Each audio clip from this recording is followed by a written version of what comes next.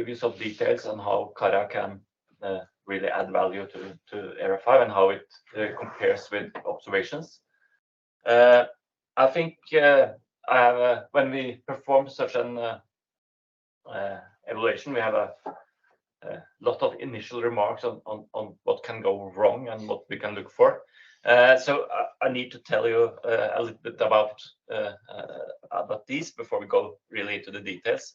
But of course, there are many output parameters from CARRA and from ERA5, of course. And from CARRA, not all of them have really undergone thorough evaluation. But they are, of course, consistent with each other in some way. But more evaluation work is, of course, needed all the time. And I also think that we should remember that some of the parameters from the reanalysis are really strongly constrained by assimilation of observations, for example, near surface temperature, humidity, and pressure. Those observations really go into the system and constrain the system.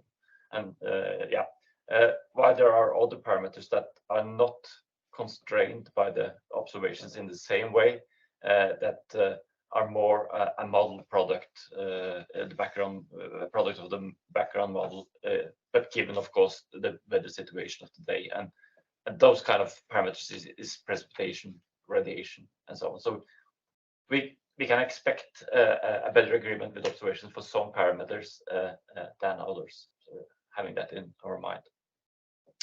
And as Shava also mentioned, observation density varies in space and time, having at least two impacts on this. First of all, there are regions that are observation dense. This is the figure here shows the surface observations at a given time. And in addition, we have remote sensing and satellite observations, of course, but it kind of illustrates that some regions are more dense with observations than others, and in those regions the reanalysis output is more constrained by the observations than in the less dense areas. And it also had the implication that when we produce our evaluation or our verification or comparison with observations, we get more robust results for those statistics in the observation dense areas. And then the CARRA dataset includes both analysis and forecasts. And of course, when you go into a forecast and go look at the longer lead times in that forecast, you are again less constrained by the observation or the initial observations, and you get a smaller or a decrease in the agreement with observations, which is shown on this graph, where we have plotted the agreement between different different parameters and observations for the reanalysis relative to the analysis at +0. Then it grows as we go into longer forecast lead times. But how it grows actually varies with what kind of parameters we look at. And for example, we see that the wind speed is growing very slowly because it's not that constrained at the analysis time, while the temperature and the humidity and the pressure is growing a bit faster because that's more constrained in analysis. Of course, reanalysis are not observations, and when we compare with observations, we should remember that we have at least if we have a point observation, that observation represents that point, while from the reanalysis we get a grid box value. And of course, within a grid box, the observation will vary, and that is actually a substantial part of the disagreement between observations and reanalysis product. This subgrid variability contributes more to a coarser resolution reanalysis like ERA5 than to a high resolution reanalysis like CARRA, of course. But even in CARRA, it contributes to a substantial part of the disagreement between the observation and the reanalysis. And of course, we should also remember that observations include errors and uncertainty. So we should take that into consideration as well. And for example, for precipitation and solid precipitation, we have a very pronounced wind-induced undercatchment in the observation. So the observations really observe less precipitation than what is actually common.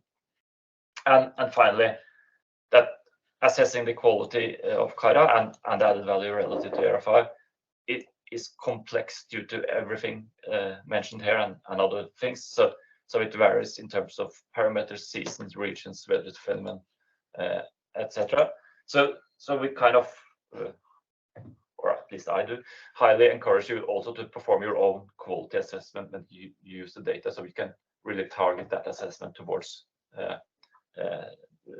your use of the data, so it's relevant for you. But hopefully we will provide you with some examples here that tells you that this should be worth the exercise. Okay, so that's just a summary of the main or some key differences in the configurations between ERA5 and CARRA. I think both Harald and Shava has mentioned it, but I just say it once more that at least the higher resolution in CARRA, the use of local observations and a more regional focus, and in particular on the representation of the cold surfaces, can contribute to added value in CARRA compared to ERA5.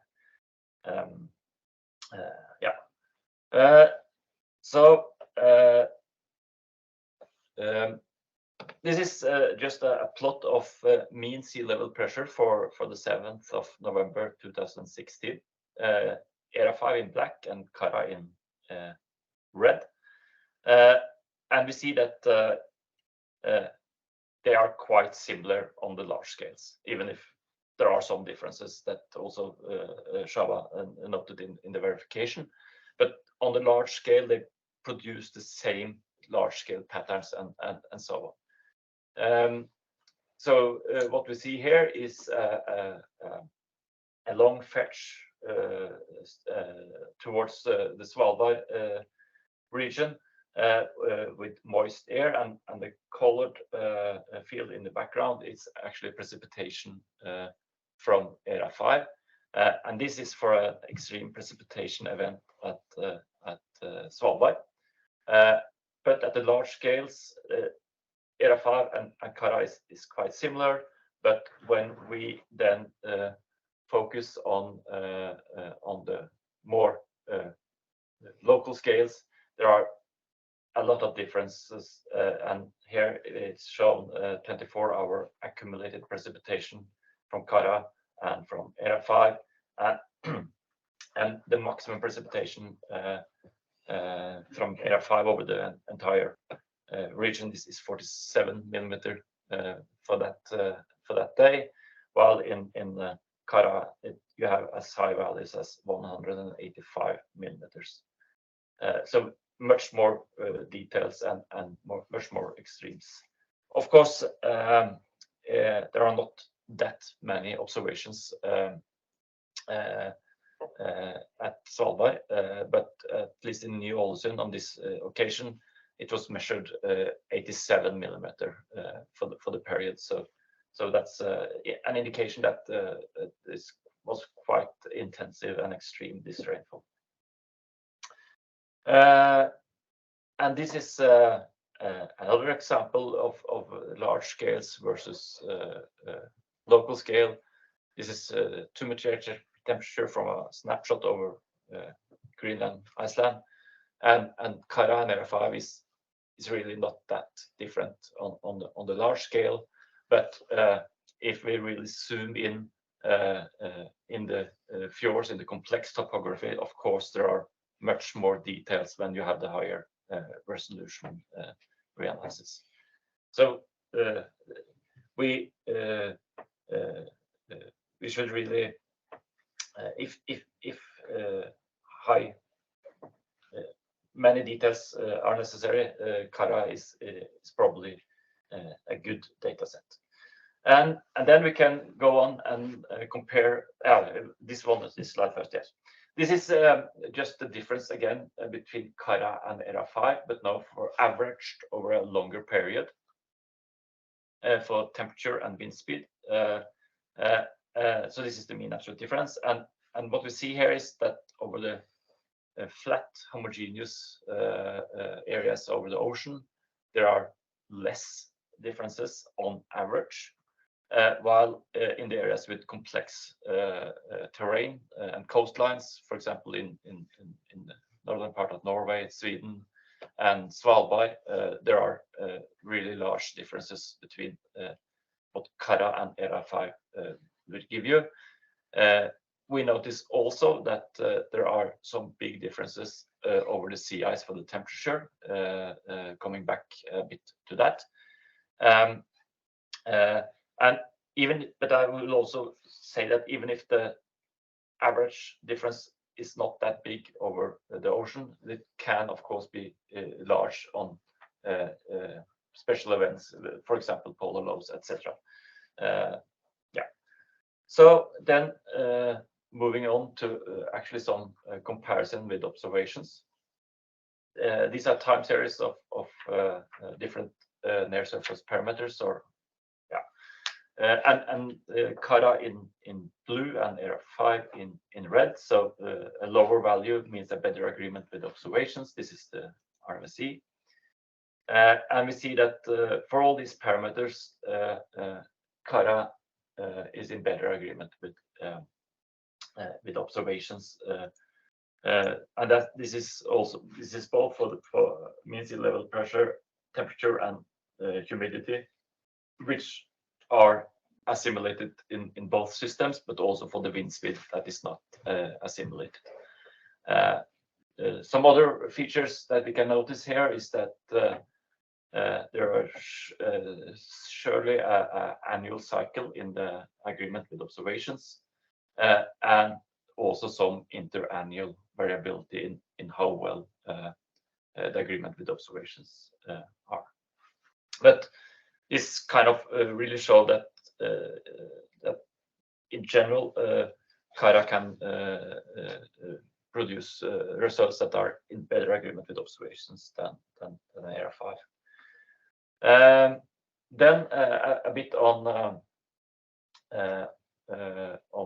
precipitation. Precipitation, as I said, is complex to evaluate, and here we have only looked at days with liquid precipitation, rain, because the observation errors are big when we have solid precipitation.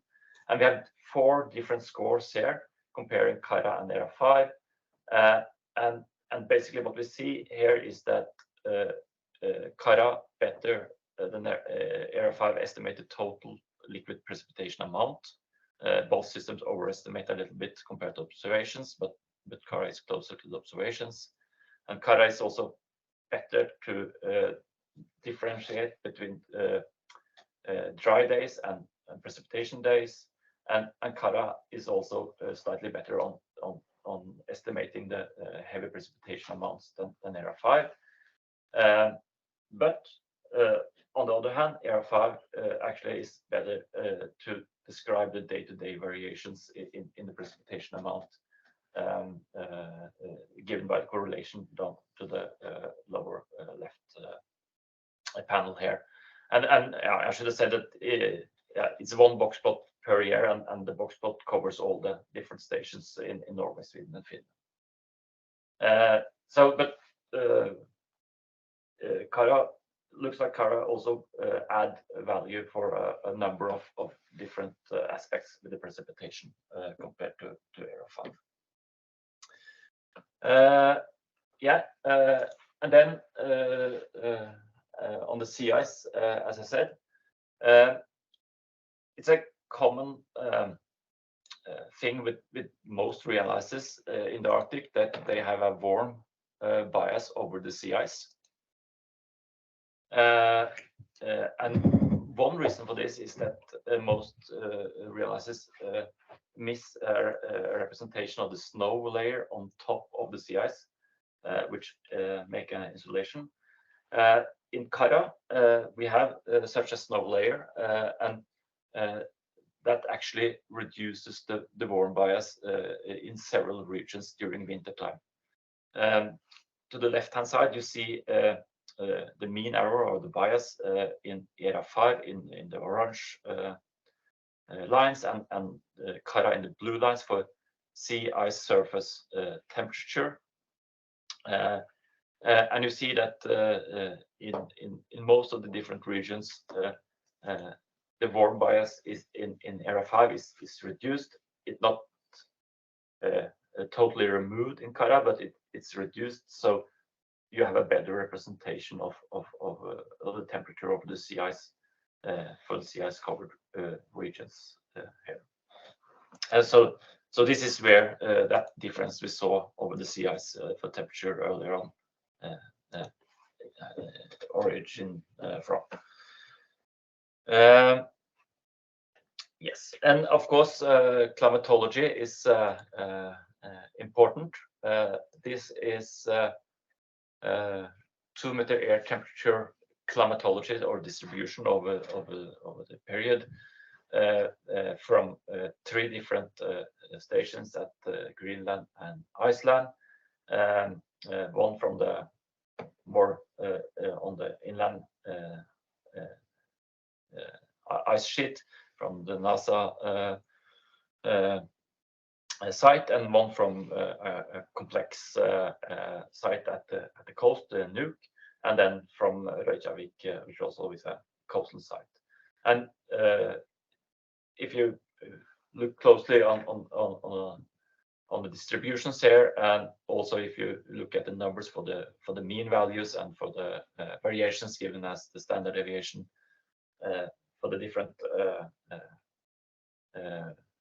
sites, you see that CARRA is able to represent the observed climatology better than ERA5.